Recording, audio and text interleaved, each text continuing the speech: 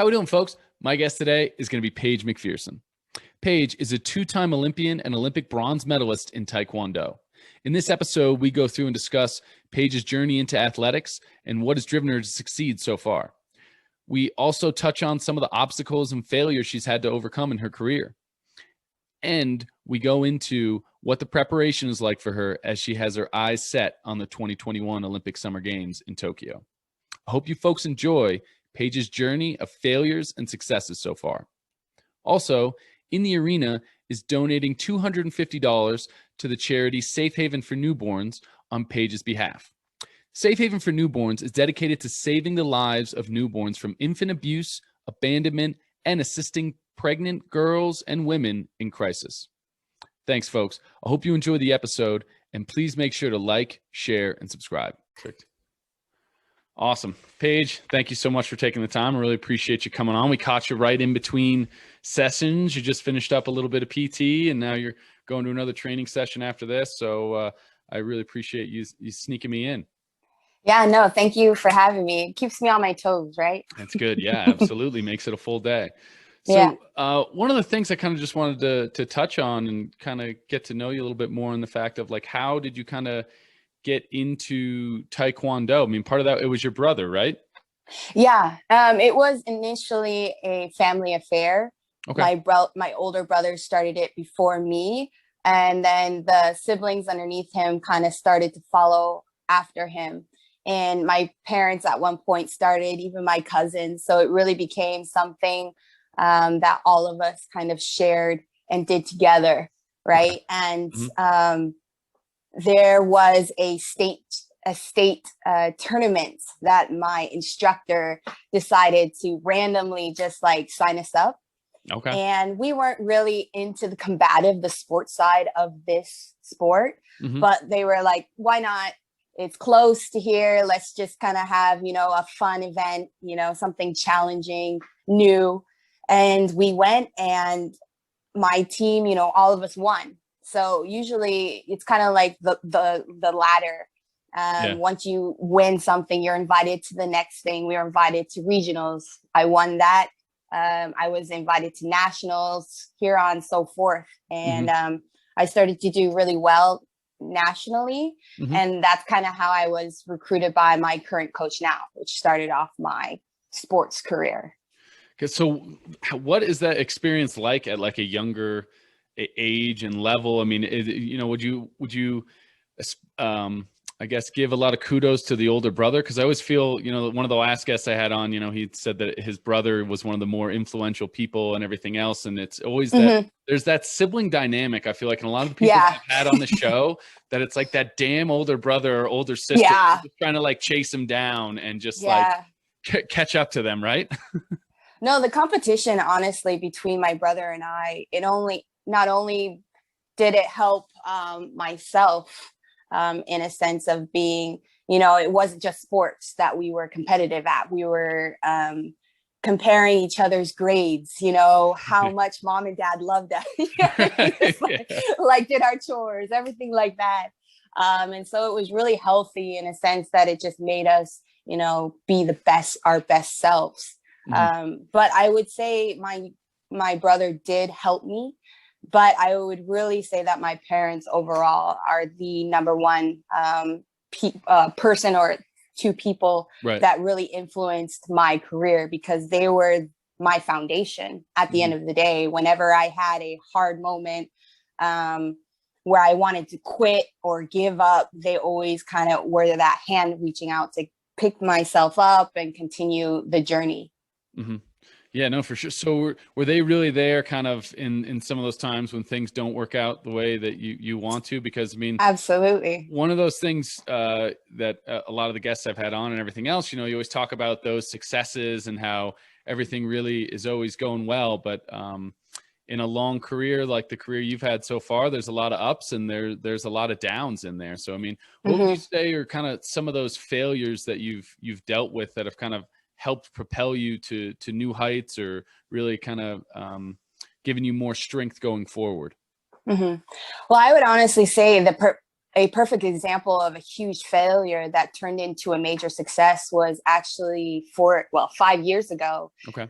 which was at the Rio 2016 Olympics. It was my second Olympics. I had done everything prior, physically, mentally, spiritually, to get myself on top of that podium. And my very first match, come the stage, and I lost to a girl that I had been planning and I had beaten previously. You know, I just didn't think anything of her, and I lost. And it was definitely hard to take in, because having put that much effort and dedication to something that instantly, you know, wasn't right for me. And in the Olympics, if you want any recognition, it has to be, you know, on the podium. And so again, it's like, as soon as people are cheering on you, and fame is fleeting, right? So as soon as I lost, the crowd lost as well, left. Sure. You know? Yeah. Of course, the air goes out of the sails. Yeah, exactly. So it was a really hard time. But at the end of the day, it was the lesson that I needed to learn how to prepare for essentially the next 4 years, which is Tokyo. I wouldn't have been able to qualify for my third Olympic Games had I not lost, I personally believe, in Rio. And me being here, I qualified even in a more difficult path. I was able to qualify myself individually, not necessarily the weight category, through ranking. So the past 4 years, I all of a sudden just have been excelling in my performances. And I am actually the very first US female Taekwondo player that has ever qualified 3 times in a row. So congratulations. That failure really just kind of made me realize what I needed to excel at and work on. And it was not necessarily a physical aspect. It was more of a like strategical, mental, and overall spiritual journey that I needed to learn from that lesson. So what, kind of speaking to that, what are some of those things that you really have to take away? Because it's always interesting. I mean, a lot of the guests that I have on, it's always those losses that are super tough that you get the most out of. And people hate taking, I mean, I hated talking about all the times I did really shitty, but you know, you kind of have to go through and really look back. And those are the ones that you remember, those performances that weren't great. And they really make the difference. I mean, as you just were saying, I mean, it sounds like that was really a huge turning point in your career to kind of get you to where you are. So was it just the simple fact of just overlooking an opponent, or is there a bunch of other little things kind of peppered in there that kind of built to that unexpected loss? Yeah, no, there were a lot of parts to that failure. First and foremost, I think what really helped me in the future was that it's never a failure. You know, we look at that word and we just think the worst of it, but it really was more of a lesson. I wouldn't have been able to understand exactly what I needed to work on had I not had that lesson. So I looked at fighting in a different perspective. It was more of a growing aspect rather than a have to win or else I'm not going to get anything out of this career. I really just focused on my journey rather than the destination, because when we decide to look ahead, we forget all of the steps that need to be taken now in order to achieve that future. And so when I was able to just kind of not think of, you know, Tokyo or even potentially another tournament in the future, it made me be able to fight in the present, be in the present, and work on myself now. And even also like accept all my flaws now. I think I've learned through my experiences that you don't have to be perfect in order to win. And in sports and in general, we're always striving for perfection, right? But I think what's more important is consistency and being able to accept where you are in this given position, and then being able to adapt to do the best performance that you can now. So it kind of just made me take away the glamour, the glitz and the glam, like the cherry on the top, which is the medal, and just kind of overall focus on myself and bettering myself. And then we'll see what happens in the future. You know what I mean? Yeah. And Absolutely.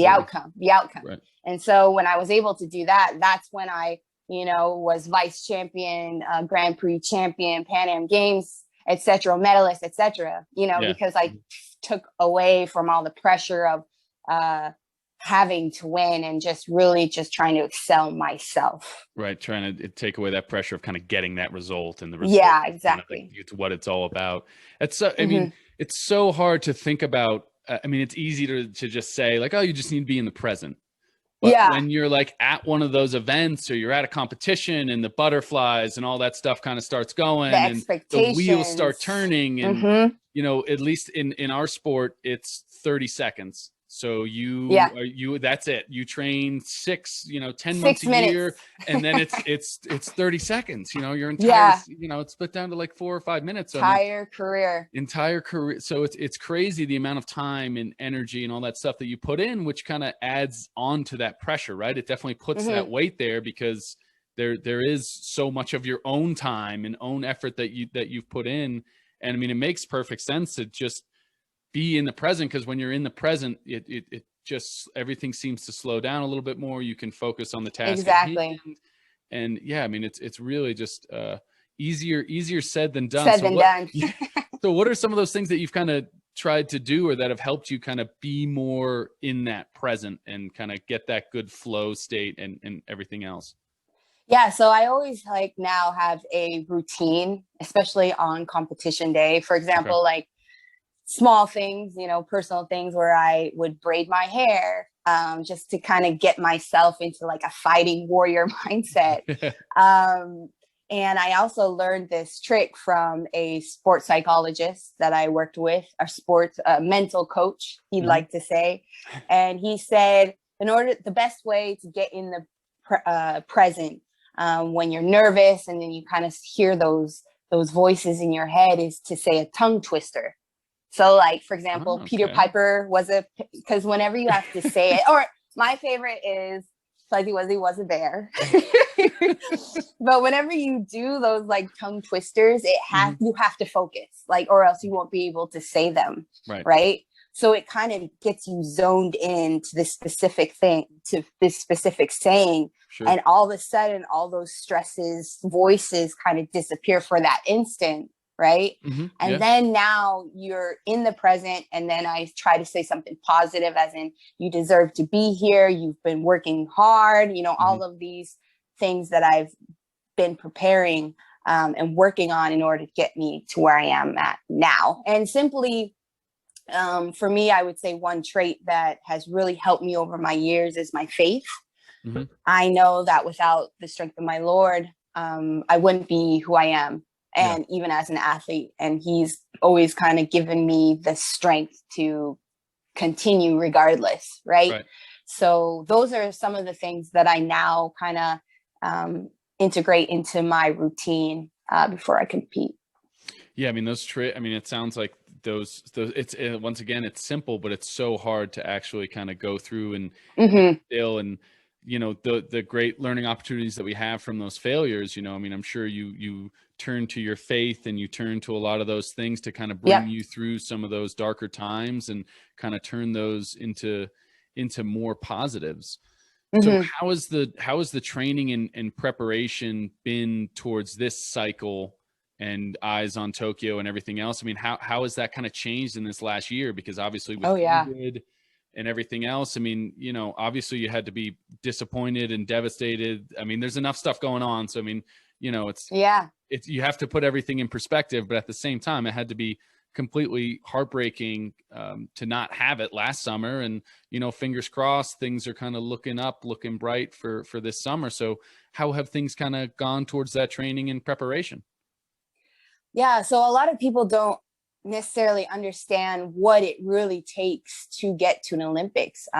Even through the qualification aspect, it takes years for an athlete to dedicate themselves, sacrifice their lives, and even plan 4 years ahead to get to where you are. There's only a certain amount of peaks too. within a year. I think they say, don't quote me, but around like 2-3 peaks each year you can do physically. Right. Okay. And so leading to the Olympics, everybody was kind of on a ramp up, right, to get to that final peak to where they are literally 200% at their best at the Olympic Games, you know? And so when they postponed it, a lot of us, even especially the older ones too, when we found out that we have a whole nother year, it's a lot different as far as planning. Again, right? We were on a ramp to the peak and then it stops. And so we kind of have to go back down a little bit to kind of ramp up again. Sure. And so a year is a lifetime, especially for a lot of athletes in combative sports in general. A year can make you from being a champion one year to, you know, a non-contender in another, right? Just because of the evolution of the game, even just you evolving yourself personally. So there's a lot to take in. So for me, yes, it was definitely devastating. I am on the older side of athletics. And I did, yeah, no, it's not. But I have to take a little bit more extra preparation. You know what I mean? Right, for sure. Yeah. So it was definitely challenging because 1, I was on a ramp up. 2, I was planning to kind of transition from the athletic life to a normal or regular life, in my personal opinion, of what a normal life is, right? But no, and so for another year to kind of like mentally just wrap around the whole process of dealing with, again, with the physicality of it all, with the psychology aspect, with the financial issues too of a whole new year. It was definitely challenging. But I think that as a professional athlete, you understand that there are several like foundations or pillars in order to get in order to be where you are now or in the future. And that is, you know, having the right team behind you. I'm so fortunate to have an amazing team of amazing individuals behind me that were able to help me financially, spiritually, and even in my training regimen. So if it wasn't for them, it would have been an even more meltdown. But I always try to see the glass half full. It's been a blessing in disguise, really. A year, especially in Taekwondo, it is a constant, repetitive competition schedule, right? Okay. Yeah. And so we're competing maybe 2-3 times a month year round. There's no such thing as a break in our sport. And so this year has essentially allowed us to solely just train and better our skill set, right? Until the Olympics. So, and at the end of the day, we're all in the same situation. We're all dealing with this COVID, this pandemic. And it will be really exciting to see who's now going to be at the Olympic Games, you know, ready for this, you know, potentially getting to the gold medal. And because all of us, you know, will be at the peak of our sports career.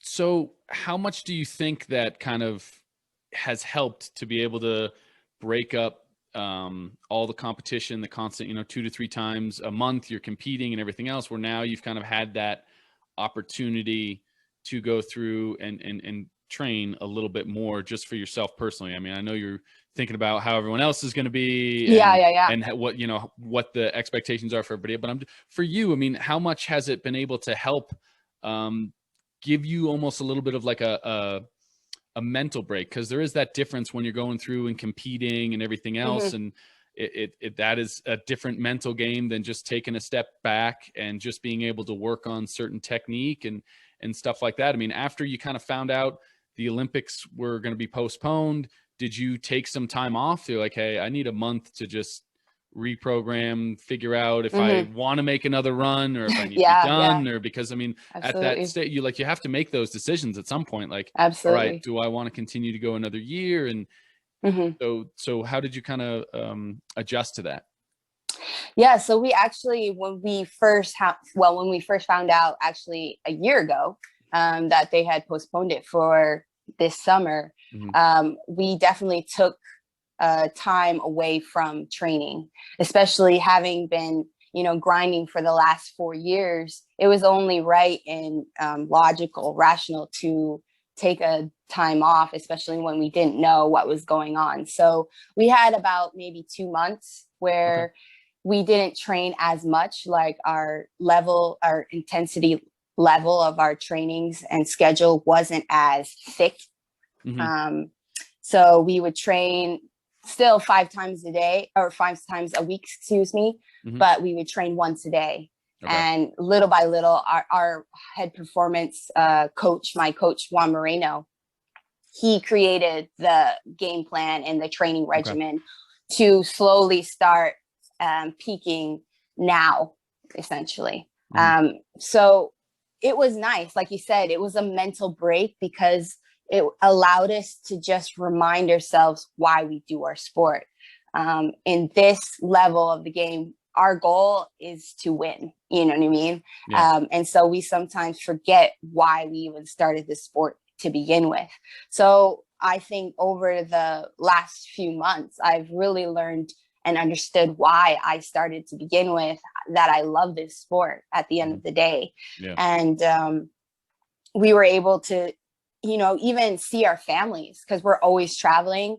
I live in Miami, Florida, whereas my family live in Sturgis, South Dakota. And so I usually only see them once a year. So I was able to kind of FaceTime them a little bit more, see my friends when I could, of course, safely, right. But gotta say that. But yeah, no, it was kind of it allowed us to relax. Really, just mentally, and even dealing with the politics in sport, it allowed us to just kind of not have to deal with any of that just because they didn't know themselves. Right. So it was definitely a break from the wear and tear and the political and strategic game of sports. And I'm sure that's got to be, it's almost a little bit better just to get that like mental break and mental step away sometimes. The body it's amazing how it'll mold and continue to go as much as you push it. But that mental break, I'm sure, had to make a big difference for you kind of when you got back to it. Now, you said Coach Juan Moreno, and you've you've been with him for a pretty long time then in your career. Like, how has that kind of relationship built over the years? Because when we were talking about it earlier, you said, you kind of did those first work your way up the ladder, and then he was kind of the coach there that's like, hey, you should come kind of train with me. So how long have you been working with him, and how has that relationship kind of built through the years? Juan Moreno actually he himself is a 3-time Olympian, 2-time silver medalist, overall amazing individual. And I've been with him for 12 years now, which is crazy to say. 12 years. 12 years. Yeah. But I moved here after high school, and I didn't know anyone. And he has always been a mentor, a leader, that I've always strived to somehow kind of rub off on me. Right. But our relationship, I wouldn't have thought that I would be here again. He had so much belief in me. And I am considered a very round athlete, as in I have more tricks and skill sets as not necessarily some of my other opponents. Whenever the game evolves or changes, he's kind of molded me into this athlete where I can adapt given the situation that I am in. And so I remember the very first time I went into his office at the peak performance facility. A lot of the athletes before me were national team members, etc. And I just remember him telling me, listen, I want you to dedicate yourself to 4 years. And this was before the 2012 Olympics. And he's like, regardless of the outcome, I want you to say, and take your time, but I want you to let me know if you're here to win or we're here to just, I don't know, on a vacation. Right. And so I committed to the 4 years, and he's like, if you have belief in me, I'll take you to your first Olympics. And he's like, not just one, but I believe that you can get to 3.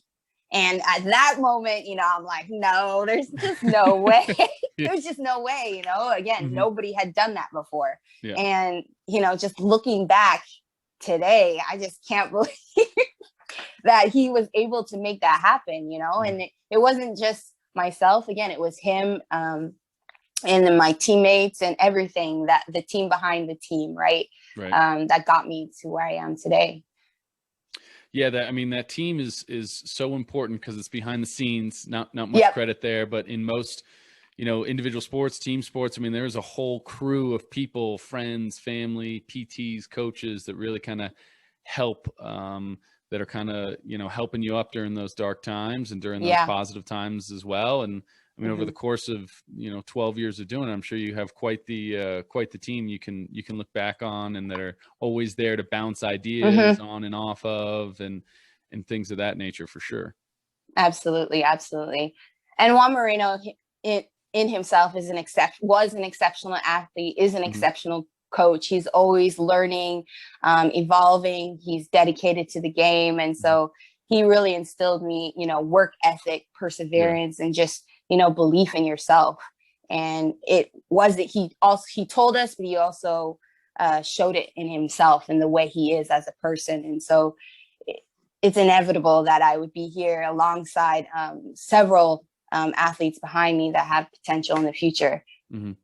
Now, for you yourself, what kind of like coaching or do you like to take as like because everyone's a little bit different, and as a coach, it's always one of those things that I think is one of the most fun aspects of it, is the fact of trying to get each athlete to reach their full potential. And everyone is different. Not everyone is going to react the same way to, maybe you're a little bit more aggressive. You talk down to them a little, you know, there's different ways to push different buttons with each athlete. So I'm always kind of curious, like for you personally, what are some of those things that really help you when you get coached by him? I mean, is it more negative feedback? Is it positive stuff? Is it positive sandwich with negative? Is it, you know, because there's so many different ways and so many different approaches. I'm just kind of curious, what for you personally, I mean, do you get down on yourself a lot? So you need someone that's really going to help pick you up.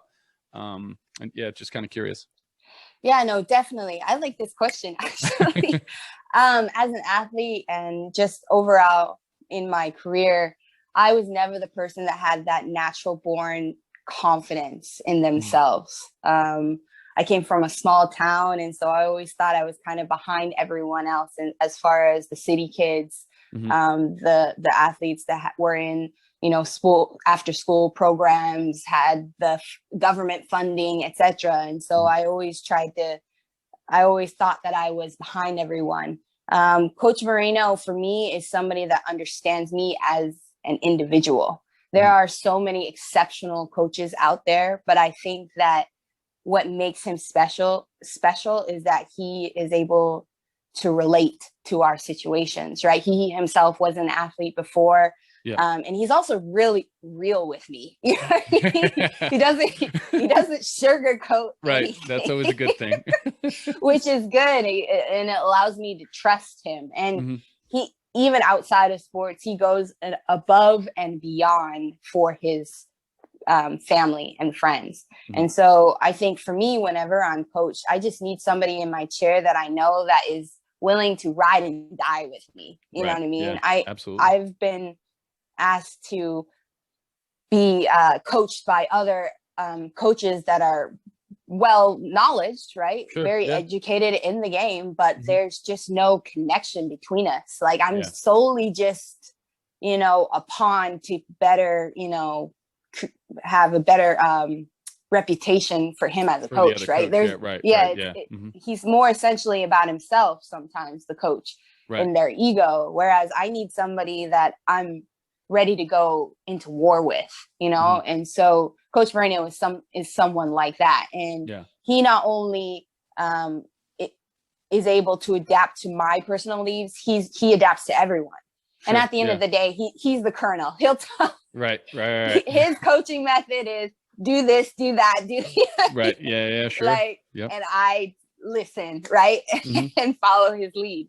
He's a leader at the end of the day, and not only a leader but a role model. So that's what I would say. It's one of those great balances, right? To kind of be a leader, and then at the same time, you have to have that relatability to the athletes to be able to bring those. It's definitely a fine line to walk, friend, coach. Like you have to find that space where it's like, okay, here's the separation. And exactly. this is the leader part where that comes in. And then at the same time, this is where kind of that relatability comes in and everything else. And it's one of those things that I think's just so important, is that communication. And that's one of the things with athletes. Like I always tell my kids and stuff, like, I can't fix problems I don't know about. You have to be able to communicate. Like I would rather over communicate than under communicate any issue or anything like that. And I think that's same thing in life, like with my wife or relationships in general. Like you got to make sure that everything is at least out there, and then you can talk about it. Cause I can't fix problems I don't know about. Yeah, exactly. And even just the sense of respecting the individual's needs. For example, whenever I have a competition, I don't look at the brackets of who I'm going to fight to, just because I don't like to look ahead. And like I said in Rio, I looked ahead. Ahead and I didn't pay attention to the person in front of me. And so I don't look at the brackets, and I don't want anybody to tell me who I'm going to fight, until the day I compete. But he respects that, right?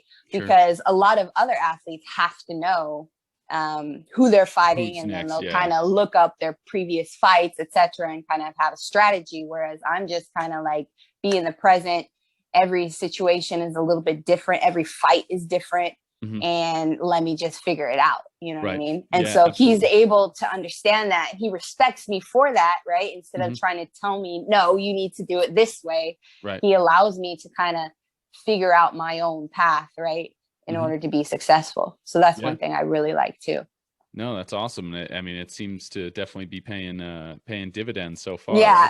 Right? Keep that train going. Exactly. Now, just don't tell me. Yeah, just don't tell me. Just let me go ahead and do my thing. So what are some of those other habits that you kind of do day in, day out that you think have kind of helped you be successful so far, whether it's in your preparation for this Olympics and everything? What are some of those daily habits or kind of weekly? One of the things I always talk to the guests about is, whether they're writing out their weekly goals. I know a lot of people that are Post-it notes all over the place. Yeah. They don't note take at all. They're able to keep it upstairs, and they'll write down like what they want to do, a couple goals for the month. So I'm always kind of just curious with different people that come on, like for you, what are some of those either daily or kind of weekly habits that you think have helped you succeed so far?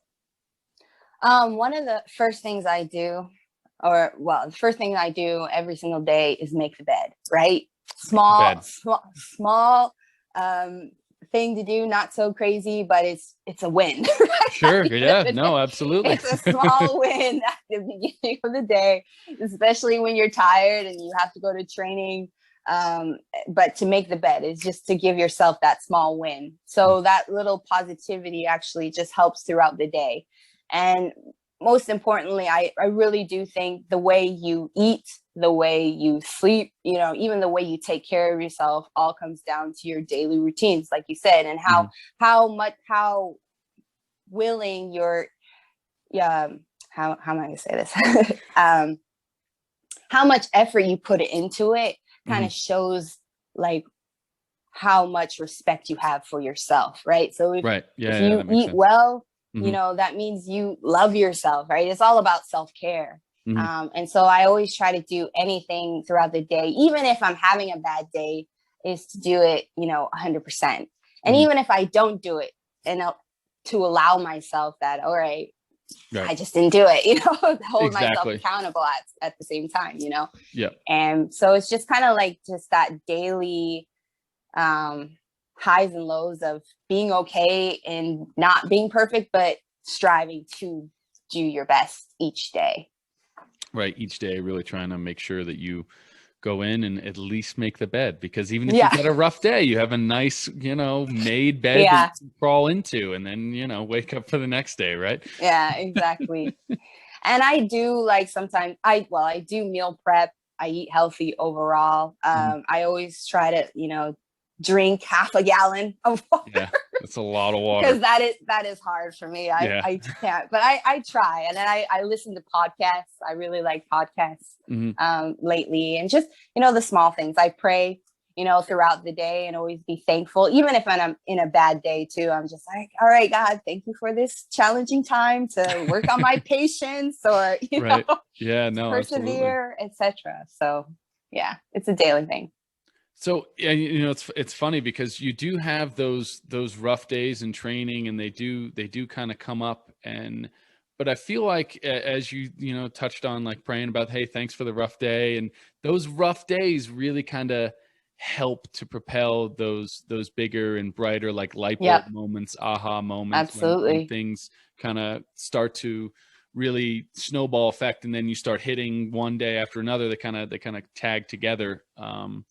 But I'm just kind of curious, what has helped break up the monotony? Because, we touched on it earlier, there's 2 or 3 kind of peaks that you have a year, but then you're training like, every, 5 days a week or whatever. Day. So it's routine. Every single day, that same routine, and routine is great. It creates that consistency, which builds that success. But sometimes that gets a little bit boring. Absolutely. No, I definitely think there are things in your personal life that you have to have like a balance with. There's always has to be a yin and yang, focusing too much on training, you'll end up burning out, right?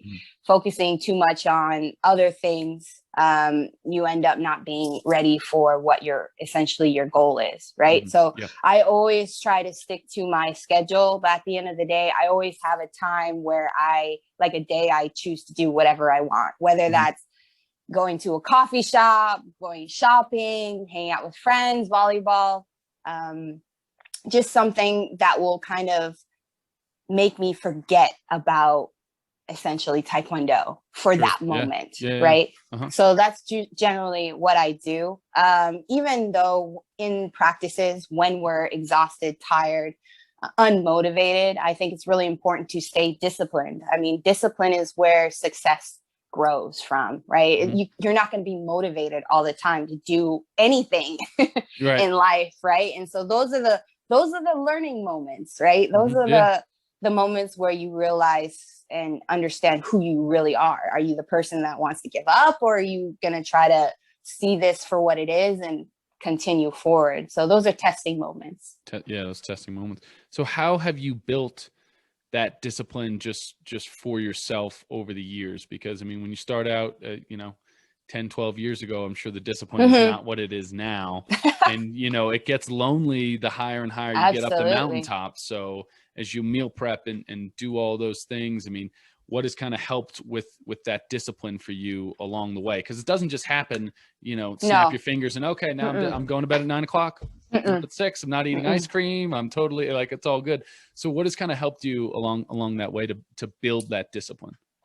Well, I honestly would say my experience throughout the years. Okay. I've been in Taekwondo for over 20 plus years. Also sports and competition, it's very short term, as in you either know you're going to win or lose, right? You go to a competition and you lose. You understand that there's something you have to change within your regimen in order to be successful in the future. So a lot of my aha moments are kind of when I realize if I want to achieve my goal, right? And how badly I want to get there. And so every competition, I kind of write down what I should have done and what I shouldn't have done. I've learned throughout the years that eating junk food or eating McDonald's before a competition is not the way to go. because I lost. You know what I mean? Right, sure. Again, all those failures that people say, it's really life lessons. But the important thing is to learn from them. And I've learned because of those hardships or those lessons is that I have to be more disciplined in my life in order to get to that the caliber of competition that I want to be at, which is the Olympics. Because the Olympics, all competitors are like, the talent wise are like level, right? It's only like a micro inch, or an inch and a half, right? Where you're off from the loser to the gold medalist. So you have to just kind of tighten everything in order to be hopefully on top. Right. Just that edge above. Yeah. Now, like one of the things you just touched on, the takeaways kind of after each and every performance, you kind of write down.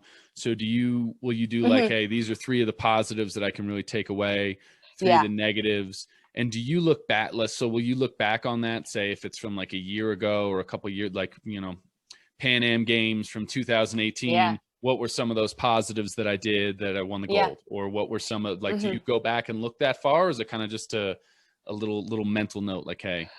Maybe not back that far, but more recently in the past months. I mean, that's another thing that's challenging with COVID, is that I haven't been able to compete at all for a year. And so I'm not able to kind of measure and see where I'm at. Right. But essentially, because of my experience in the past, I have created habits and I've created routines. And before, when I was younger, I always looked at, I had a Taekwondo journal, basically.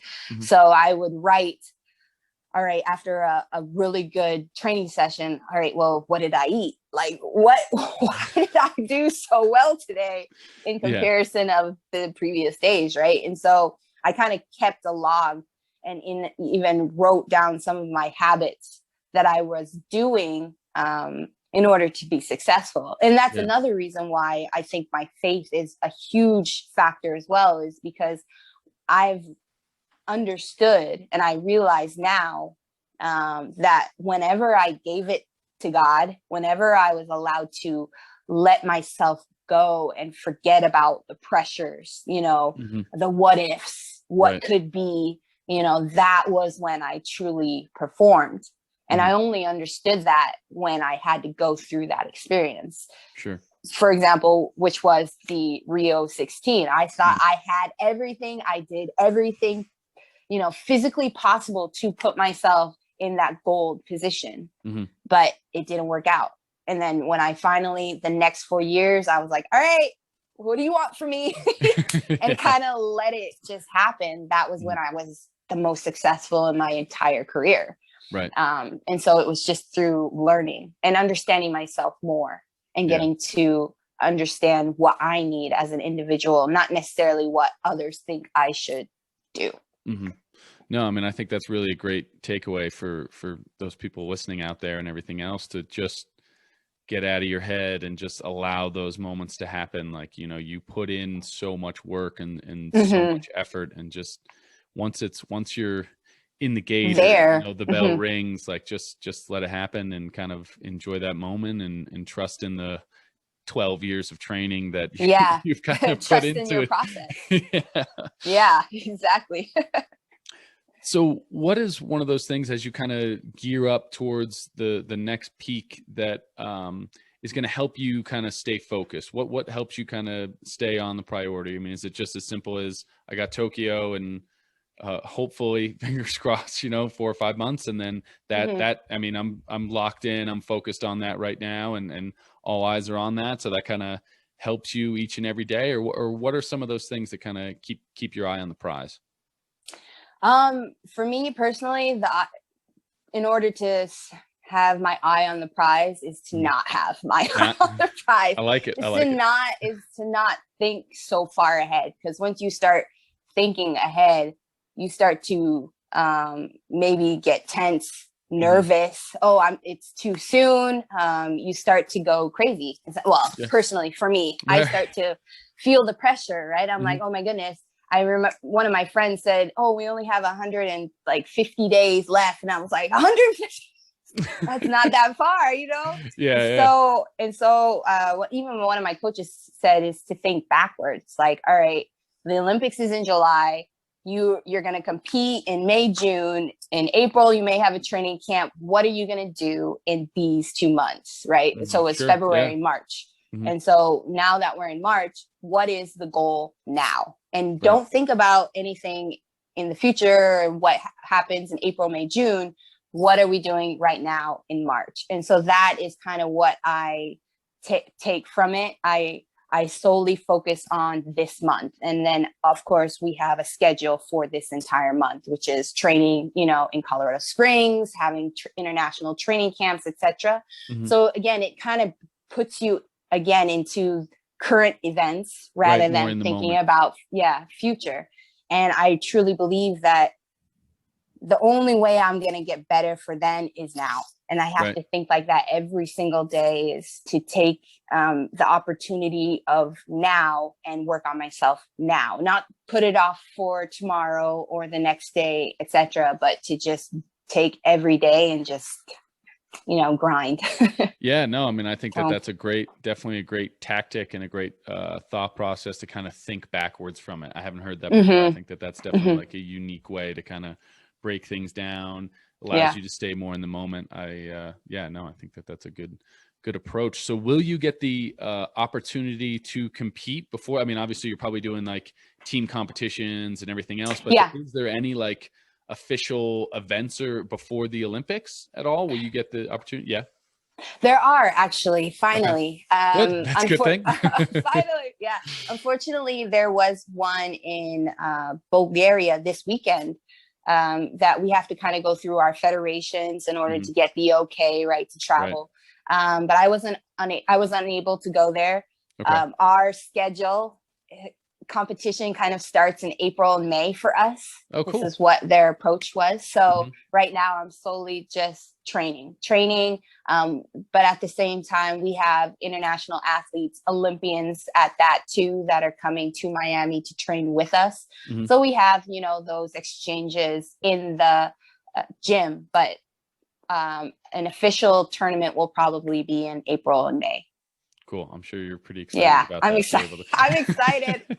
Nervous again, you know, because it's scary at the end of the day. I can't lie about that. Having not competed for a year, you don't know. But the best thing is that when I have that competition, I'll kind of be able to assess where I'm at and then adjust for the games, for the biggest stage in the world.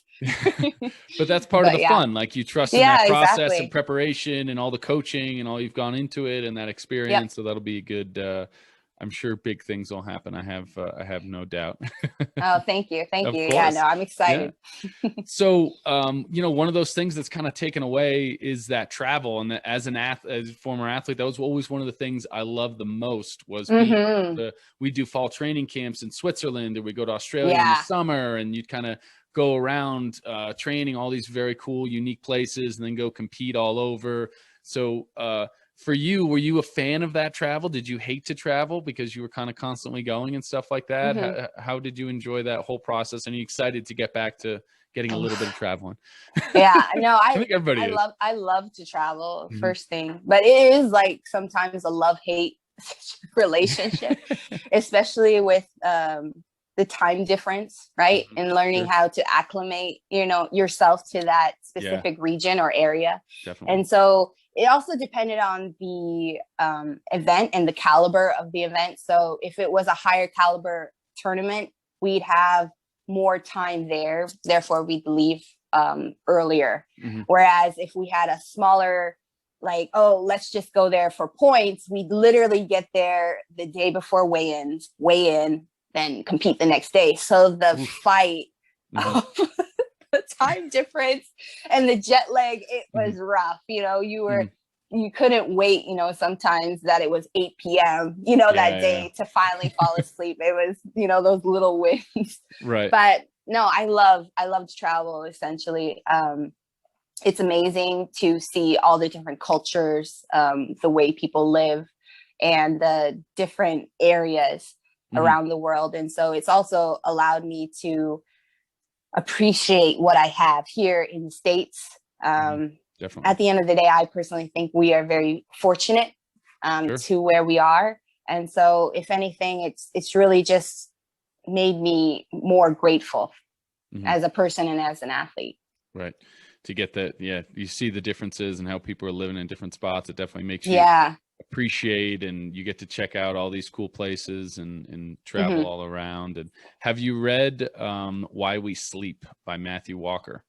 I haven't. So that will be, if there's one That's book to good. kind of check out, Okay. Why We Sleep by Matthew Why We Walker. Sleep. It's awesome. Will definitely help with like jet lag and stuff like that. He's kind of at the forefront of sleep and all that stuff. So I highly recommend it. It was one of those things to help you prep for, because we're constantly going to Australia, different, traveling all around and stuff like that. So obviously not with COVID, but hopefully we'll be back to that soon. And there's a lot of different things you can do to help with jet lag and kind of how to get your sleep and all that stuff, because it's so critical, especially when you're eating all the right foods and all that different stuff. So definitely, if you get the chance, read that. That's a really okay. Yeah, I'll definitely read that. Thank you. Yeah, of course. No, so when you're not competing, what are some of those like fun things that you like to do outside of the world of athletics? Because there is that time, shopping. I heard that a little bit before. That sounds like a good, I know. It's more like window shopping. Window shopping. I would say just because being in Taekwondo, and when I was younger, I did have to cut weight. Fortunately, I don't have to cut weight right now, but I've become a foodie. Good. A foodie. Another perk of traveling is you get to try all the cuisines too, right? In the different countries. I really enjoyed that. I wasn't afraid to try I almost tried almost everything, right? In those countries. But no, I love food. So whenever we have time, we love to like go have brunch. We'll have beach. We have amazing weather here, so we'll always go to the beach, play volleyball, window shopping. Just honestly, anything that will, again, allow me to not focus on Taekwondo and what I have to do come Monday. So just kind of like that mental break is really what I'm striving to do. And I mean, essentially, now that things are opening up here in Florida, we've been able to kind of like stay longer, in the dining situations, so it's been a lot better now. Yeah, no, that's good. Hopefully, like I said, things will start to open up a little bit more. Have you had to test like a bunch? Has that been? I have only had to test a few times, only for traveling, but fortunately, I haven't had the test where they go up your nose and touch your brain. You know what I mean? Right. I haven't had that. I have had just blow your nose, right, and then just swab, but that's about it. So well, that's good. You haven't had to, hopefully you haven't had to do too much testing and stuff like that. I mean, I'm curious, do you have they said any idea of what the protocol would be for Tokyo? Because I know, I mean, that's one of the like, they have everyone test in, or they having people, all the athletes will get the vaccine. Have they discussed any of those with you, broached any of that stuff with you at all, or still too far? Too far to say. Even they don't even know whether we'll have spectators or not. But we should know this month. So I'm really curious as to what they have to say. Generally speaking, I don't think they'll mandate the vaccine, but we'll definitely have to quarantine, obviously, before the games. It will be definitely a different experience. Yeah. As in, we won't be able to really socialize with the other athletes. We kind of have to be within our own team, within our own sport, and then even within our own like group. So no, that makes it a little bit tough there. But at least you've had those other Olympic experiences. Going through and getting a touch on those. And if you have a few tickets, I mean, you have a pretty big family. So I mean, who's going to get, other than mom and dad, who else is going to get the nod there, brothers? I know. I mean, it really comes down to them, right? If you want to come, hey, I got you, right? Yeah. But no, I think possibly one of my older brothers will try to come to Tokyo. So for Rio, actually, my eldest sister Erin and my brother-in-law Mike went to Rio, and it was honestly their very first time really being out of the States. Cool. I don't count Canada, right? But it was their first time experiencing a different culture, even a different language in Rio, and they had a blast, a lifetime experience. And just seeing them being able to experience that was, it was worth right. Yeah. those 4 years of grind, right? Is to essentially give back and allow others to kind of experience what I am doing as well. Mm-hmm. And so I hope that my eldest brother Graham Mm-hmm. will come get the opportunity for to Tokyo. Open it, get a little eye-opening world Yeah, travel exactly. experience, right? That's always a good Mm-hmm. thing. So before we leave, a couple things just I was curious on. A couple some words of wisdom. If you have some kids out there that are thinking about getting into Taekwondo and kind of getting into those athletics, what would be a couple things for them to kind of just stay on track or just enjoy the sport? Mm-hmm. Don't be afraid to go for your dreams. I know that's kind of cliche, but it really is the key to anything in life, right? Key to happiness. I think it's very intimidating, even scary sometimes, to go for what you truly want. But even if you don't necessarily get to the peak of that stage, get to the Olympic platform, you'll be better off doing something that you love instead of regretting it for the rest of your life. Right. And I also say with anything, success, there is no shortcut to success. There's always a moment where you have to give it your all, you have to sacrifice, and you have to grind. But at the end of the day, just enjoy it.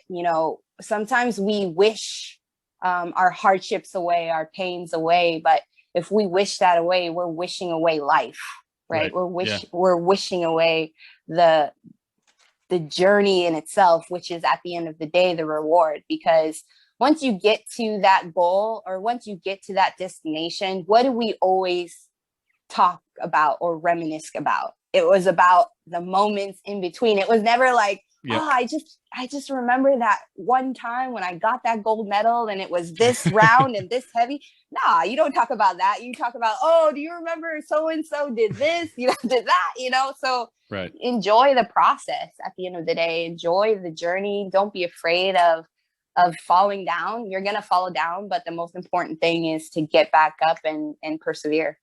Yeah, absolutely.